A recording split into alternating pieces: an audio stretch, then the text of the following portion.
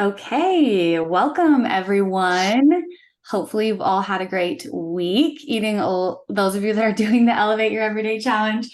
Hopefully you've been eating lots of fish, which may or may not be enjoyable, but I hope you stay with it and can benefit. I haven't gotten my results back from my omega-3 index test, or maybe I have and I need to figure out how to view them, but for those of you that did that test, you'll have to let us know like how that went for you.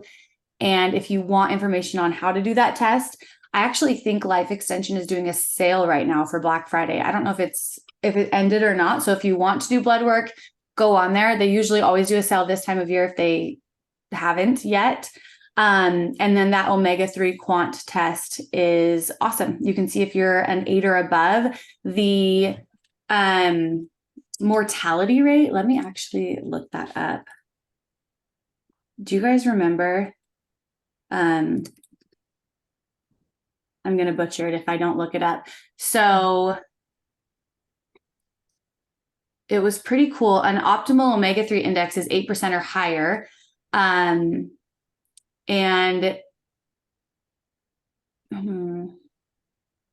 I'm trying to find it. I don't want to say what it was on the life expectancy, but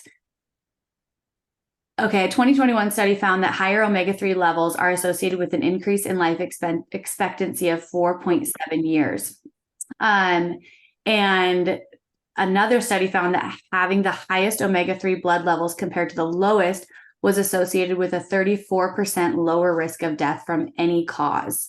So I just think it's something that is not highlighted nearly enough. And it's so important. So if you're like me and you don't love salmon and sardines, think of them like vegetables, right? Like get them in. Some things we just kind of do because they're important. And also the more you try them, the more you will like find ways that you can enjoy them. Just like fish, right? Or not fish, just like vegetables. Like my parents, I think, made Brussels sprouts growing up a couple of times, and they would like boil them. And they were disgusting. And Brussels sprouts are my favorite thing ever to eat now because I put them in the air fryer, or I bake them, I roast them, and I spray them with olive oil and season them with salt, pepper, and garlic. And they're so good, but they can be so gross if they're steamed or, so just thinking about that too, like same with fish, throw it in your air fryer, really use delicious seasoning on it and try out different ways to eat it because it 100% correlates to your health and longevity. So, and you'll notice the benefits. Like I notice a huge difference in my skin, especially, but my blood work improves a lot when I'm eating more fatty fish and increasing my omega-3 content like in my body. So hopefully you all got a lot out of the call where we discussed that with David as well, too. Just talking about just omega-3s. And as always, if you guys have questions, let us know. I'm just pulling up questions that we have. I think this one. We've talked a lot about these. I didn't get any new questions this week, but I did want to read through. I'll look and see if we get more questions. And if you guys have questions, you can post them in the chat as well. I wanted to read through some of the wins from week 4 as well. So I'll just read through some of these. This is from the Elevate Your Everyday Challenge. This is the week 4, you guys submitting your points and any wins. So one person wrote, I'm struggling with extreme fatigue this week due to Hashimoto's flare-up and still did 4 workouts just at 30 minutes and scaled down my cardio since I was listening to my body. Another person said, I didn't love the fish habit, too much fish for me, but I'm glad I gave it a good try. So I would say with that, like we went hard on the fish intake this week, right? 7 days, like that's a lot of fish. So that's totally fine, especially if you're not used to eating fish. So I wanted to do a little bit extreme with that so that you guys got used to prioritizing it and incorporating it into your day and finding new ways to eat it. So hopefully in that 7 days, you found a couple different ways that you're like, okay, that was good. I could do that again.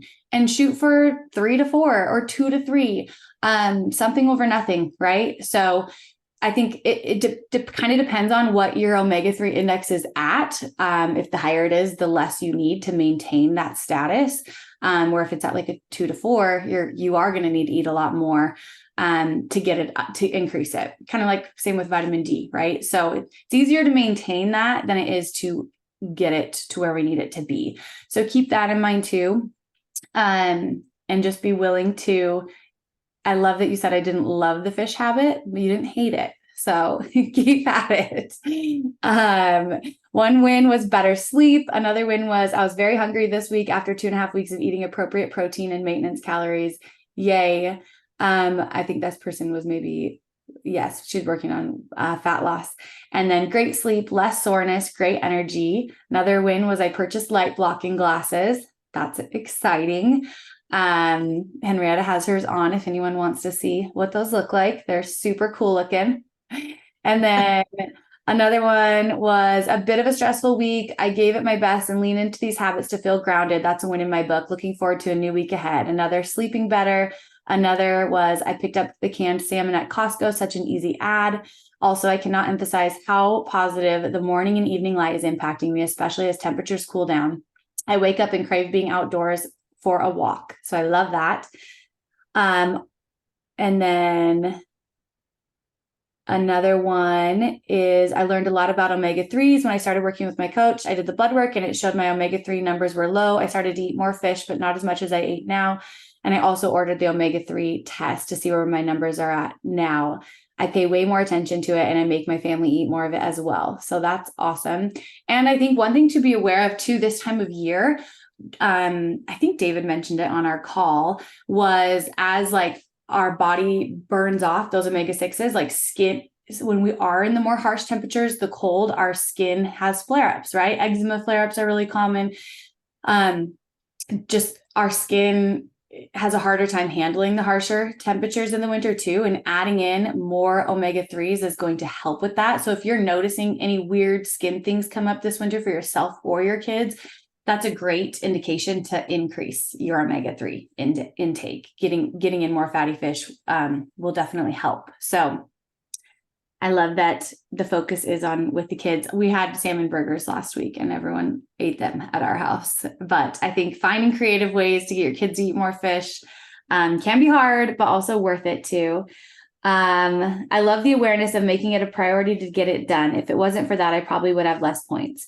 And then another one, this one was super fun to read. This last one I'll finish with, was, I know it's super late, but it was because I was in the sticks with very little self-service. A huge win for the week was having my husband call me to help him pack meat on his hunt. He needed help, and I'm so grateful for this programming and all the single leg work you plug in, because boy, did it pay off. I didn't have any trouble in the steep and mucky terrain with a heavy pack and having to carry a kid or two along the way. I wasn't even sore the next day and up at 5.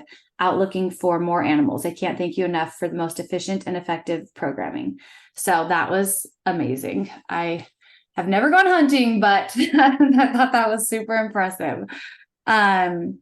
So I also think with it being Thanksgiving coming up, and for those in the US that are doing Thanksgiving, even if you're not, this time of year is just a lot more family for most. It's a lot less of like your own schedule. It's a lot more fitting in extra things and events. It's usually more of like a financial strain for people this time of year, with maybe gifts or going out to more events or doing more things just over the holiday season. And so all of that can add up and impact us. And so whatever we can do to feel more grounded and to take care of our own wellness is going to support us so much and be so beneficial this time of year. So our hope was, in doing the Elevate Your Everyday Challenge, all of you feel like you have a lot more in your toolbox to pull from on ways to lower inflammation, to feel more grounded, to improve your circadian rhythm, to optimize hormones, to feel good with your food intake and your exercise, and to just really ultimately feel really empowered going into the holidays, and remembering something over nothing too. Like it doesn't have to be, we really went hard with these habits on compounding them, and just pushing ourselves a little bit with working on these habits. But just remembering, my hope is we exposed you to all of them and you have felt some of the benefits. And now it's finding a rhythm that works for you. That might not be a daily cold plunge. Maybe that's 3 days a week. That might not be daily sardines or salmon. Maybe that's 2 or 3 times a week. Or maybe it's, you're not hitting 10,000 steps a day, but you are getting outside on a walk and you know the benefits of that. And you know how calming that is for your mind and how that helps your body feel really good too. So that is my hope on this takeaway, is that all of you have so many tools you can incorporate to really improve your health and longevity. And then you can use that to achieve your goals. Anything to add, coaches, on that? Or just like any tips for the holidays too, now that we're moving forward from the challenge? Anything that helps you? I'm thinking just like in general, using kind of a little bit of time also to kind of process the weeks that has been, all of the like the focus that you've had. And maybe now, because you knew that it was 4 weeks, that you kind of feel like, oh, okay, now we're like, check, we're done. But you kind of notice now for the next few weeks what comes natural, like what has kind of become or started to become second nature, and what feels like, oh, I lost this, but I really would like to get back to it. Just like notice kind of what's easy, what is on your mind, what do you feel like, I never want to do this again? Like what are all, like, categorize it a little bit. I think that can be a great tool to continue kind of getting a fresh start with, okay, this was really focused, but now kind of something let go, something is on my mind, something I'm doing, and now like what's the plan moving forward? And that can also be a good plan for over Christmas, just slowly starting to then entering a few of the habits that maybe you let go of, and then slowly incorporating them, but without it being as like extreme perhaps as we did in this challenge. So I think like just awareness, I think, is a good starting tool to continue with something that's sustainable for you in a way that, that you decide on how that's going to look like, and taking that with you for the holidays. But that was more, with the challenge and all. Yeah. I think that's a good way, because it can be a little like on and then it can be off when it's extreme. So like think of it more like a little bigger, if that makes sense. Yeah. And I think it's so easy to like be working on all these things and then end them. Just like, I don't know if anyone's ever signed up for a race and had a running program and was really focused. And then you do the race and then you don't run again for 6 months. So just thinking of it like that, like, okay, what habits now are second nature and I can continue them, and which ones were a little harder and I'm going to have to like continue to strategize to add those in or find how they work for me moving forward. And like noticing how, like, if some of the habits or many of the habits are dropping off, also take notice of how you're feeling. Like 2 weeks post that, how are you feeling? Are you noticing that the great feeling that you had is now gone? And so that you can see the connection between your habits and that you were feeling better, and now you kind of might be feeling that in reverse. So also have that, because that can also give you an extra boost to then get back to those habits, even the ones that were a little difficult. Yeah, I love that. Any questions? Does anyone have any questions? You can type them in the chat. Such a quiet little group here today. Because we're babbling so much. No. Yeah, and I think, and maybe the challenge felt super overwhelming, and you just take one habit from the challenge and you focus on that through the holidays, right? Anyone wants to know, just mention one of like the best habits. Anyone that wants to mention anything? Yeah, favorite habit. You guys can type them in the chat or just say it. Favorite habit or hardest habit. Yeah. Maybe we might not. Everyone's too nervous to. I will say, I'll just go since I've been doing this challenge along with you guys, and I got a cold plunge. So I'm only 3 weeks. Well, I guess I was a little ahead on the cold plunging because we've only done 2 weeks of that. But today was day 21 of myself and my husband did 3 weeks every day cold plunging. We didn't miss a day.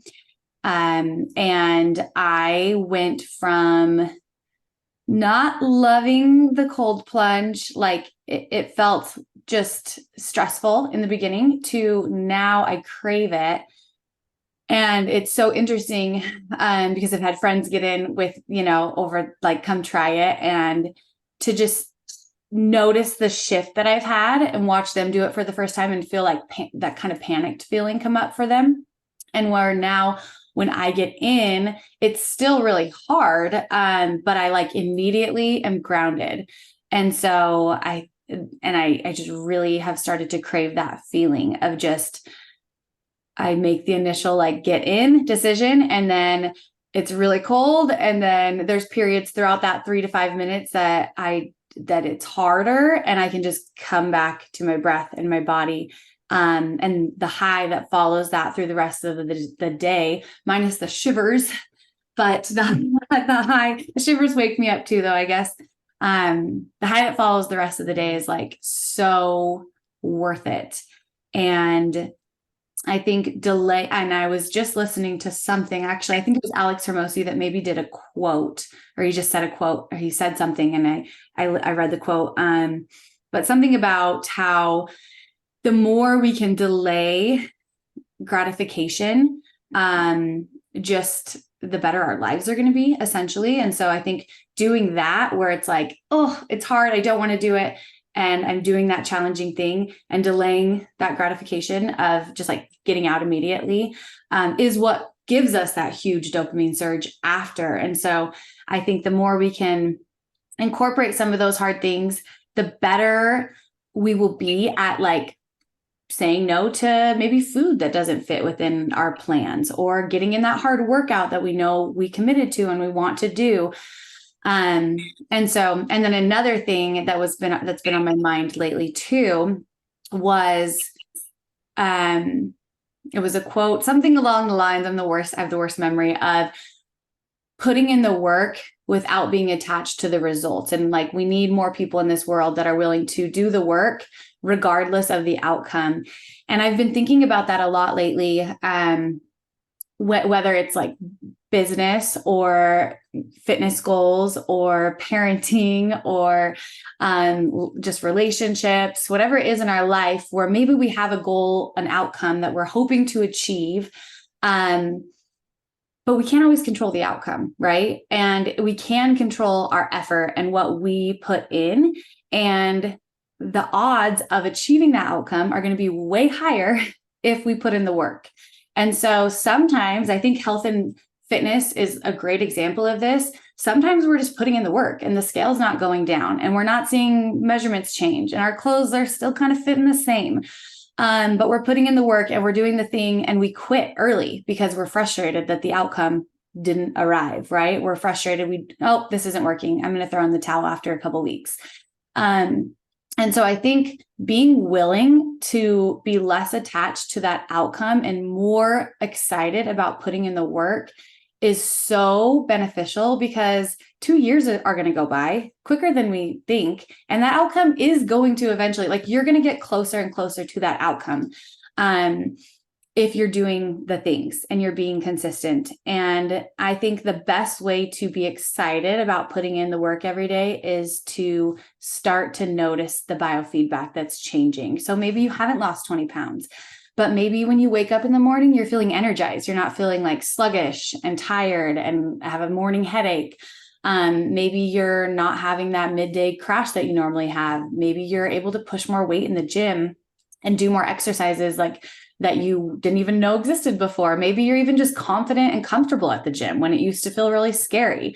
Maybe you're able to go out and hunt with your husband, or just feel stronger picking up your kids or bringing the groceries in. Like, maybe your sleep is more restful and you're not waking up as many times throughout the night. So I think as you focus on the commitments that you think are going to get you to the goal, focus more on how these commitments are going to make you feel right now, regardless of the outcome or not.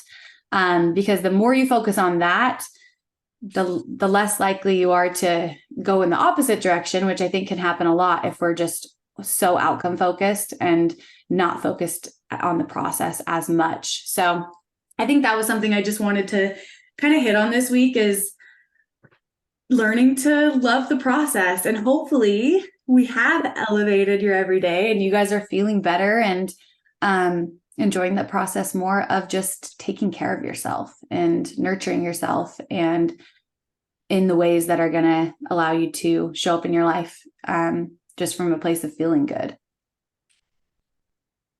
Anything to add to that?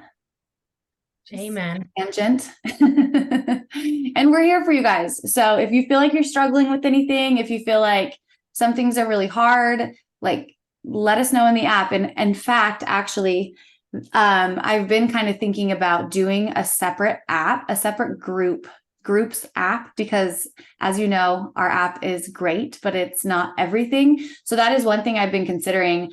So I'll do a poll this week on what everyone thinks about having another app just for groups. That's way, like, we can search things, we can tag things, we can have different threads, just way easier to communicate as a group. So I will be sending out a poll on that because I want everyone's feedback before I move forward with something like that. But in the meantime, just know that you have us coaches here, and we have the most supportive, amazing community too. So if you need an accountability buddy, now that the challenge is over, ask on the app, and we're here to support you. I love that when we see like a client has asked something and then there's other clients that is like answering kind of. Me too.